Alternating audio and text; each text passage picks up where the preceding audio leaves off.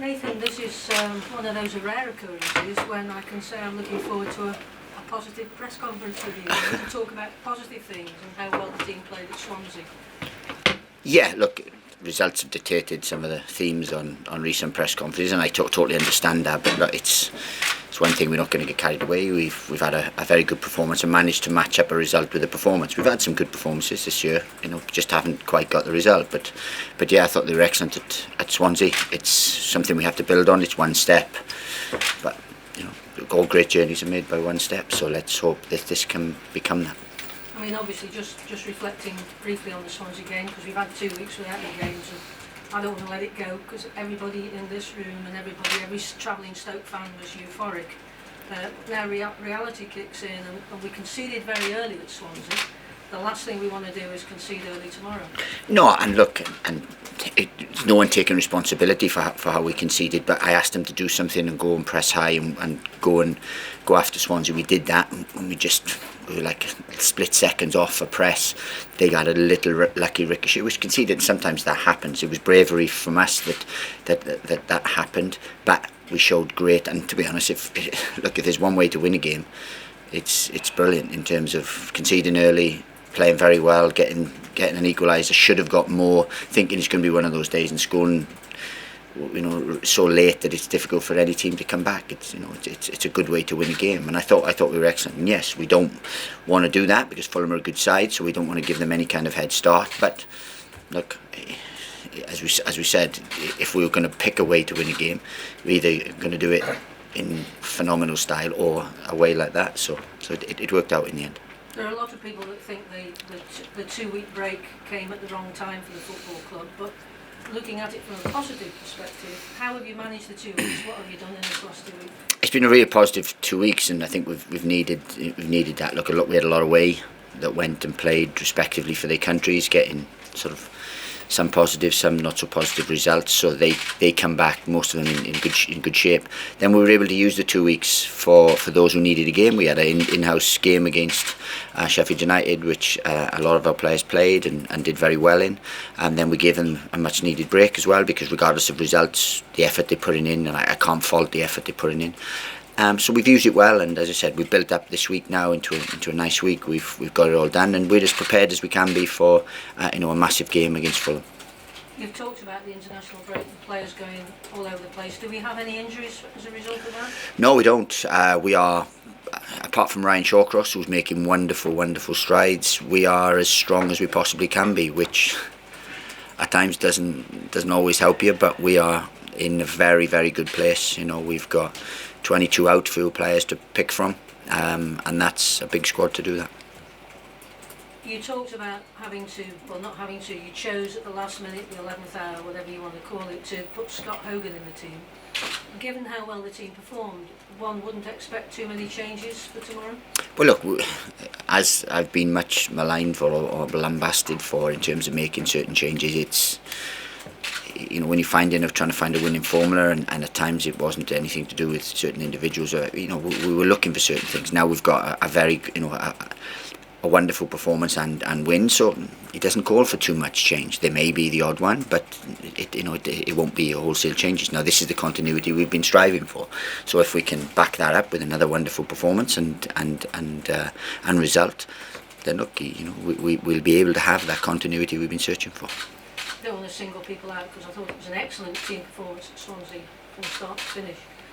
But there is a stat going around that no goalkeeper has saved a Scott Hogan shot in his last 4 matches. Did you know that every shot he's had he's scored? So just give him one shot tomorrow. Yeah, well, that's good to know, because we've had a hell of a lot of shots in pretty much every game. So the fact that he's a sharpshooter bodes very, very well. The defence has looked more solid too with the inclusion of Bruno Martins-Indi. So I know that you've said that James McLean has been much maligned for playing that role, but do you have any thoughts on the back four at the moment, the back three, whatever system you're going to play? I've got to be honest with you. I mean, defensively, it wouldn't seem like that from the goals we've conceded, but defensively, on the whole, we've been very good, and we restrict teams to very little. It's just we've been in a position whenever teams have had chances, they've pretty much scored, and that's down to a little bit of bad luck, a little bit of errors, and then some bad play. So it's So it's not just been down to one thing. So it's only slight tweaks we've needed. Look, we've tried to convert James McLean, and he's been admirable in doing that. He wants to try and do that because he has a lot of attributes we need in a fullback. Bruno Martins Indy adds a little bit more solidity because he is a natural defender. So look, it's a big decision in that area. But also we've got Stephen Ward really gathering momentum now. He was excellent in the in-house game, and he's trained with a real desire. So look, we've got good options there. Looking at Fulham, they're obviously a team that everybody's expecting to go back up or nearly go back up. They've had the star player of Mitrovic, but there's much more to them than that, isn't there? Look, they've got some real marquee players, you know, in terms of they've got Kearney, they've got the front three are as good as there is at this level. So they've got, you know, a real threat to carry a real threat. But let's see, because we tend to have slightly more issues when teams come and don't want to win the game or want to win it by having less ambition. So if a side comes here with real ambition, then let's see, because that, I believe, suits us. But that's not to say that it'll be any kind of easy game, because Fulham are a fantastic side with a very good way of playing. So I think it'll be a good footballing game tomorrow, and a real attacking, there'll be a lot of attacking prowess on show.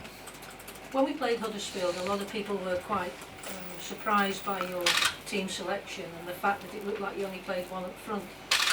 Are you thinking, having had the result at Swansea, I'd love you to tell me the team, but I could probably leave that on the outtake later. If you look at your performance for tomorrow, will you consider playing with one or two strikers? Look, we very rarely play with one striker. I don't like doing it. I've built a reputation on that, and we didn't against Huddersfield because, all right, recognised striker, but we played Tom Ince up there because of what we felt he would give us in terms of an attacking. Now, in any time we've tried to play with the two up top as many times as we possibly can. We either played with 4-2, or we played with three, a back five and 3 and 2. So very rarely do we play with one up top. So I think that's people clutching at straws, really. But look, tomorrow we'll want to win the game. So let's see what we turn out. But we've got last week we started with 2 and they were in real good form, and then we brought 2 on that really added an impetus, and that's the kind of thing we want. I always like having 4 strikers. Everywhere I've been I wanted 4 strikers, so that you have that real intense competition, and we're starting to get that now. It's having had a 2-week break, we've now got virtually a 3-game week, and it's a very important week for the football club. Do you feel that you're under pressure? Do you think this is a defining week for yourself? But I think they all are. I think the pressure involved in Championship football now is. But I'll be under no more pressure tomorrow than I was last week or the week before, and so on. I'm kind of glad we've got a 3-game week, because you can, you know, in God will, if we are in good form now and we back up what we did, then we, you know, might be able to go bang bang bang, you know.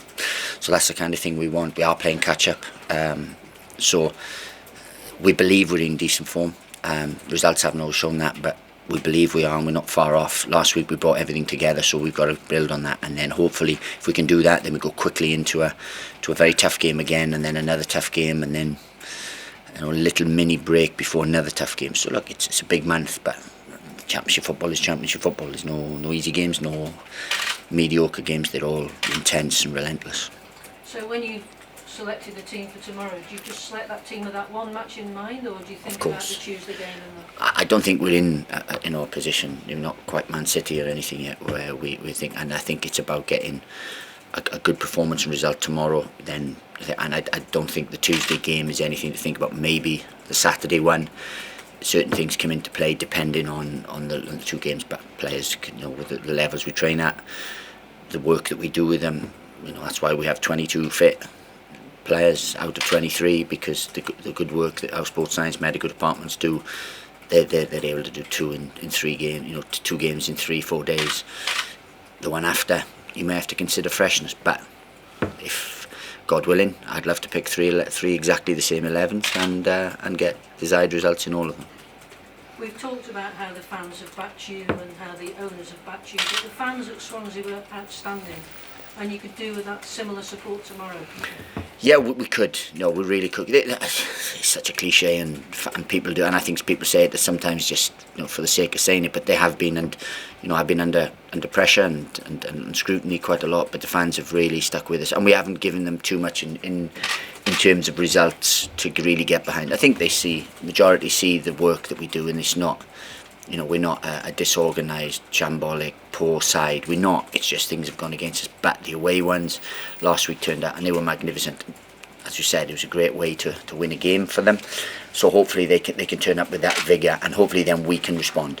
So if we then respond, if they turn up with that vigour, that enthusiasm and that desire to really get behind the team early on, then hopefully we can respond to that, and then boom, we can carry that on through a 90-95 minute period. Sam Lucas, after last weekend, he was euphoric, as all the players would be. I would imagine the changing room was a brilliant place to be after that performance. But he actually singled out the fact that the fans were so good that it spurred them on, and the enthusiasm they got, and the extra bit of energy from the fans. And as you've said, sometimes supporters don't realise how they can impact a game, do they? No, I think they do realise it. Well, I think the majority kind of do, but look, it takes 90, sometimes 95 minutes to win a game. So if things are not quite going well on 60, 70 minutes and whatever, that's when it's a real desire. Because if players give up on 70 minutes and showed frustration and so on, then it'd have an adverse effect on the whole place. So I think it's important that we all, stay together and unite for those kind of performances, because as showed. And to be fair, the players did give them something to get behind last week, because it wasn't just the manner in which we played our football and the amount of chances we created and the type of chances we created, but the work rate, the press, the organisation, the way we put the body on the line to defend the box, all those things are needed to get an away result, and we did that last week. And yeah, the fans were magnificent right throughout, and look, if that had a contributing factor to us getting that final goal and giving anyone that little edge to get that touch that gave us the goal, then brilliant. You've already said that it's one result, and you look at the table, and we're still in a very difficult position, and I'm sure you've passed that on to the players. But from yourself, this 2-week break where there's no hiding the fact that you've already said that another football club would have probably finished these services. Have you enjoyed the fact that you haven't had to speak to people like me for the last 2 weeks? Look, I don't mind this side of it, because it comes with the territory, and it's all right being very vocal and jovial when things are going brilliant. And I've been fortunate enough to have a lot of success in my career, relative success, and at certain levels and so on. So this is part and parcel of it. Look, it gave us everyone a chance to regroup, I think. Look, it would have been, and I'm very thankful for the patience I get. I think I've earned a certain amount with the work that I do, because they see that. But this is part and parcel of being a manager. If you want to shy away from media or responsibility or pressure or the spotlight, you're in the wrong job. So it's part and parcel. And if I'm honest, I'm strong. I have strong beliefs, Christian beliefs. I have strong beliefs in the ability that God has given me. I have strong beliefs in the people that are around me.